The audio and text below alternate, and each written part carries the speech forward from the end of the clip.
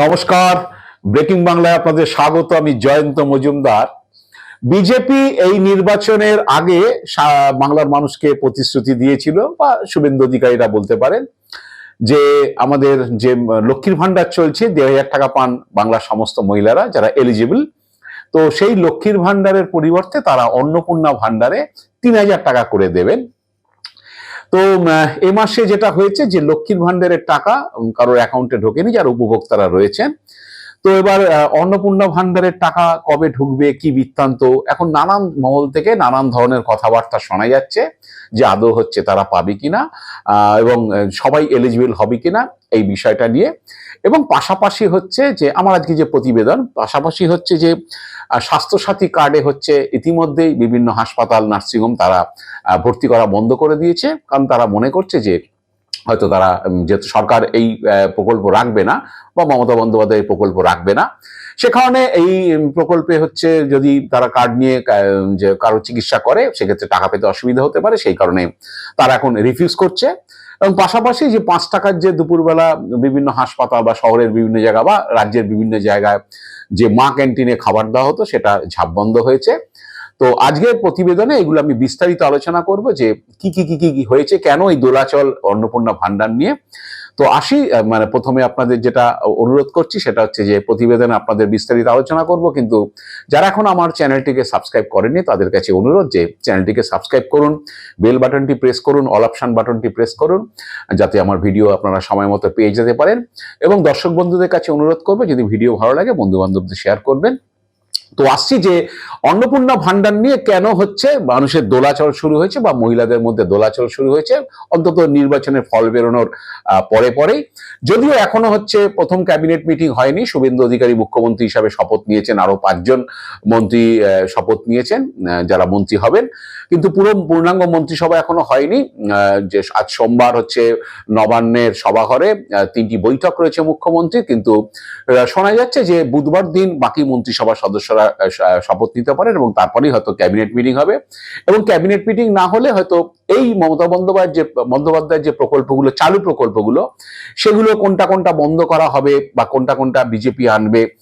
কারণ ইতিমধ্যেই হচ্ছে অন্নপূর্ণা ভান্ডারে টাকা 1 জুন থেকে মহিলাদের অ্যাকাউন্টে যাবে, এরকম আরো কিছু প্রতিশ্রুতির কথা ইতিমধ্যে শুভেন্দু অধিকারী মঞ্চে দাঁড়িয়ে বলেছেন। তো শুভেন্দু কি বলেছিলেন আমি আপনাদের একটু শুনিয়ে দিই, আপনারা শুনুন। মহিলাদের 1 জুন ঢোকাবো 3,000, যুবকদের আমরা 1,500 টাকাটা পাঠাবো 3,000। মমতা বলেছে 5 বছর দেবে, আমরা বলেছি যতক্ষণ না চাকরি দিতে পারবো ততক্ষণ দেব।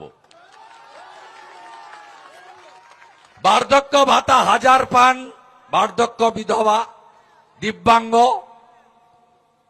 1 জুন থেকে ওটা ডবল পাবেন, 2,000 টাকা। পিএম কিষাণ সম্মান নিধি 6,000 পাচ্ছেন, 1 জুন থেকে ওটা 9,000 পাবেন। আপনারা শুনলেন যে শুভেন্দু অধিকারী বা মুখ্যমন্ত্রী শুভেন্দু অধিকারীর হচ্ছে যে প্রতিশ্রুতিগুলোর কথা বলেছিলেন নির্বাচনী মঞ্চে দাঁড়িয়ে, সেগুলো শুনলেন। কিন্তু তা সত্ত্বেও হচ্ছে দোলাচলটা এই নিয়ে যে এ মাসেই যেহেতু 3-4 তারিখ 5 তারিখের মধ্যে লক্ষ্মীর ভান্ডারের টাকা মহিলারা পেয়ে যান, তাদের অ্যাকাউন্টে ঢুকে যায়, কিন্তু যেহেতু 10 তারিখ পর্যন্ত সেই টাকা ঢোকেনি, অনেকে ভেবেছিলেন যে লক্ষ্মীর ভান্ডারের টাকাটা এ মাসে ওই 1,500 টাকা হয়তো চলে আসবে, যেসব মহিলারা পান, আমাদের বাংলা প্রায় 2,42,00,000 মহিলা পান। তো সেইটা আসবে এবং পরবর্তীকালে 1 জুন থেকে যদি অন্নপূর্ণা ভান্ডার চালু হয়, কারণ যারা এলিজিবল তারা ইতিমধ্যেই হচ্ছে লিঙ্ক হয়ে রয়েছেন, তাদের ব্যাংক অ্যাকাউন্ট লিঙ্ক হয়ে রয়েছে, তারাই হয়তো সেখানে বাড়তি টাকাটা পেতে পারেন। এইরকম একটা প্রথমে তো তাদের ধারণা হয়েছিল, কিন্তু পরবর্তীকালে ভোটের ফল বেরোনোর পরে, যদি এখন আমি বারবার বলছি যে ক্যাবিনেটে কোনো ডিসিশন নেই, ক্যাবিনেট মিটিং হয়নি, যে মন্ত্রিসভার বৈঠক হলেই তবেই তো সিদ্ধান্তগুলো হবে যে এই প্রকল্পটা কিভাবে আসবে, অন্নপূর্ণা ভান্ডার কিভাবে টাকা দেওয়া হবে। তো সেই নিয়ে বিভিন্ন মহল থেকে হচ্ছে গত 4-5 দিন ধরে হচ্ছে বিভিন্ন কথাবার্তা শোনা যাচ্ছে যে সকলে লক্ষ্মীর ভান্ডার পাবে না, কারণ হচ্ছে বলা হচ্ছে যে যারা নিম্ন আয়ের যে পরিবার রয়েছে, যে সমস্ত পরিবার রয়েছে নিম্ন আয়ের, তাদের বাড়ির যারা এলিজিবল তারাই পাবেন। এরকম অনেক রকম শোনা যাচ্ছে যে 60 বছর হতে হবে বা তার বেশি হতে হবে, আমি জানি না, সেটা এখন 25 বছর হচ্ছে এলিজিবল, 25 থেকে 60 বছর। এবং মমতা বন্দ্যোপাধ্যায় বলেছিলেন যে যারা 25 বছর থেকে 60 বছর পর্যন্ত যে মহিলারা লক্ষ্মী ভান্ডার পাবেন তাদের 60 বছরের পর অটোমেটিক্যালি সেটা হচ্ছে যে বার্ধক্য ভাতাতে মানে যে সিনিয়র সিটিজেন হিসেবে পেনশন হচ্ছে তারা কনভার্ট করে যাবে, ওটাই কন্টিনিউ করবে।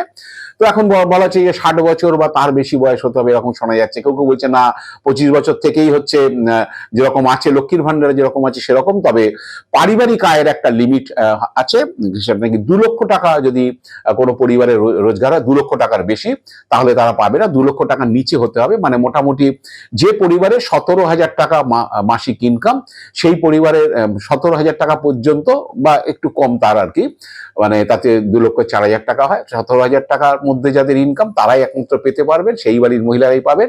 বাকি মানে এখন যেমনি সব মহিলারাই পান, সব আয়ের মহিলারা বা সব পরিবারের মহিলারা পান, সেটা হবে না, এইটা একটা বলা হয়েছে।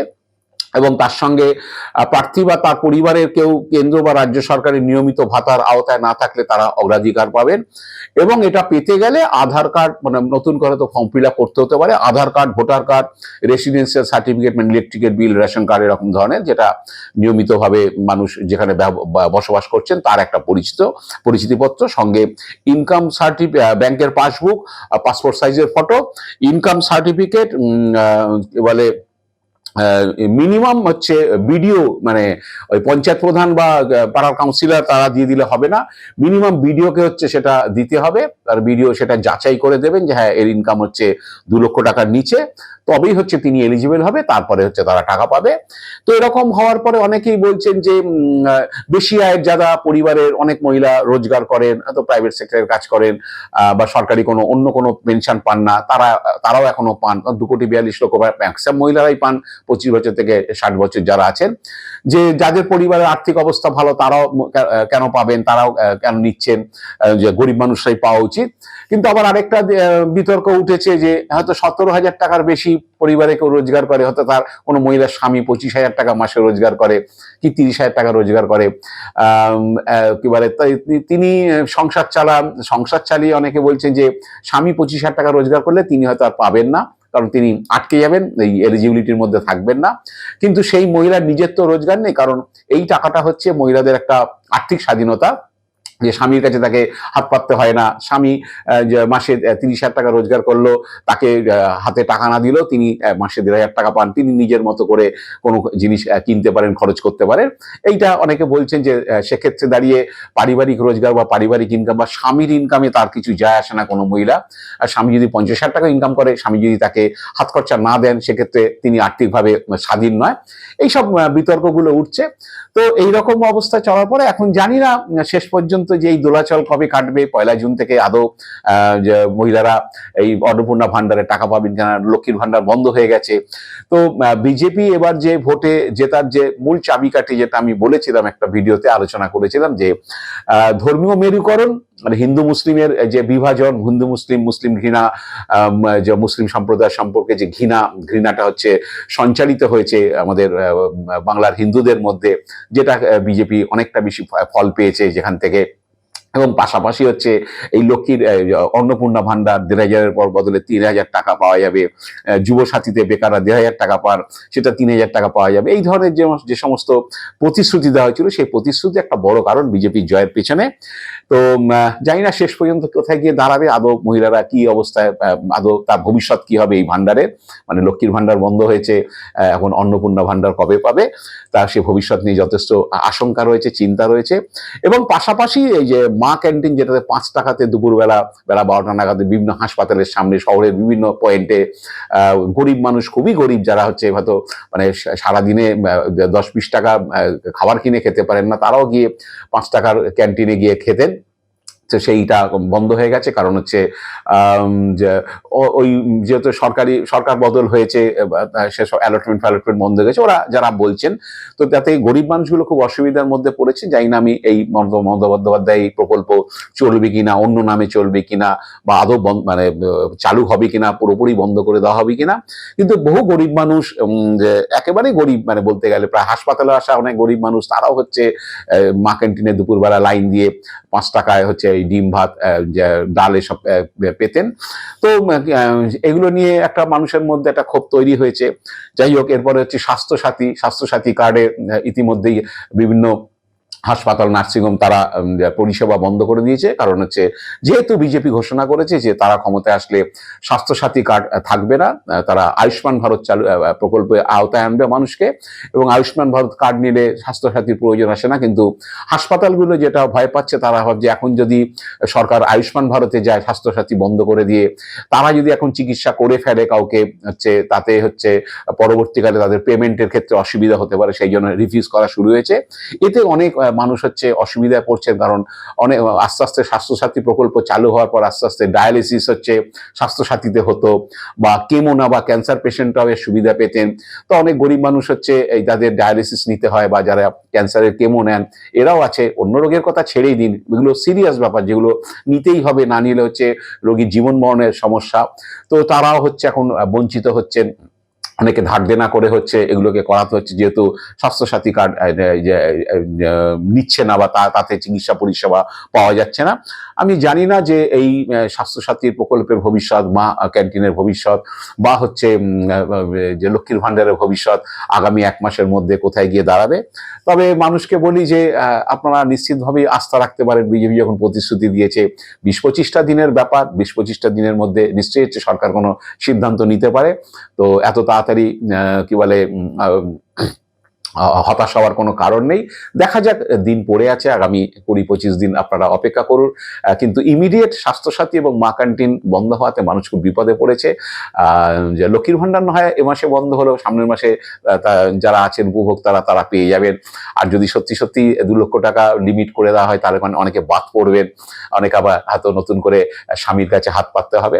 সে হাত পাতুন, অসুবিধার কিছু নেই, যা ভবিতব্যে আছে তাই আপনাদের মেনে নিতে হবে, কিছু করার নেই। কারণ হয়তো প্রতিশ্রুতি ভেবে অনেকেই যাদের স্বামীরা হয়তো এই লিমিটের বাইরে রোজগার করেন, বা পরিবারের রোজগার 2 লক্ষ টাকার বেশি, বা কি বলে তারা পেতেন, তারাও ভেবেছেন হয়তো একটু বেশি পাবো। যদি না পান, আক্ষেপ করার কিছু নেই, যে কি বলে তারা ভবিষ্যতে এই নিয়ে ভাববেন, চিন্তা ভাবনা করবেন। কিন্তু আমার আশা তো সবাই পেয়ে যাবেন, কিন্তু জানি না শেষ পর্যন্ত যা দোলাচল শুরু হয়েছে তারা পাবেন কিনা।